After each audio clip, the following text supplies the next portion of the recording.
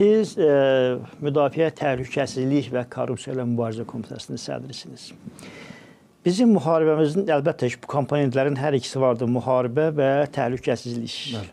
Hazırda hər kəs dərk edir ki, Azərbaycan prezidentinin müəyyənləşdirdiyi Qərbi Azərbaycana qayıdış çağırışının reallaşması mütləq təhlükəsizlik və sülhlə bağlıdır. Azərbaycan prezidenti müharibədən sonra həm sülh inşa edir, həm burada təhlükəsizlik məsələsini önə çəkir, həm də təqdir olunur.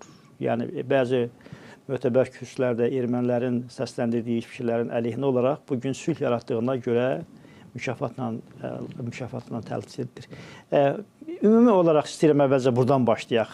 Hazırki şərtlərdə, hazırki təhlükəsizlik şərtlərində Qərbi Azərbaycana baxış və Azərbaycanın ümumi təhlükəsizlik məsələləri. Ümumiyyətlə, Cənab Prezident İlham Əliyevin siyasətində prioritet istiqamət ərazi bütövlüyümüz, suverenliyimizin qorunması və hər bir Azərbaycan xalqının rifahıdır.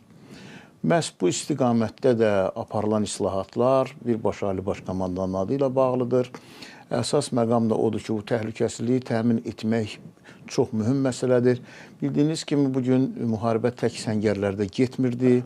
Həmin ərəfədə Cənab Prezidentin apardığı, deyərdim, informasiya müharibəsinin özü də bir şərt idi.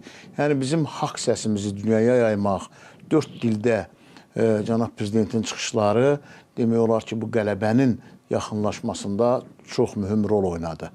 Və bunu da, bayaq siz qeyd etdiniz, artıq beynəlxalq hüquq pozulub, düzən pozulub və bugün güclü olmaq çox vacib məsələdir və beynəlxalq güclər beynəlxalq hüququ tam üstələyir.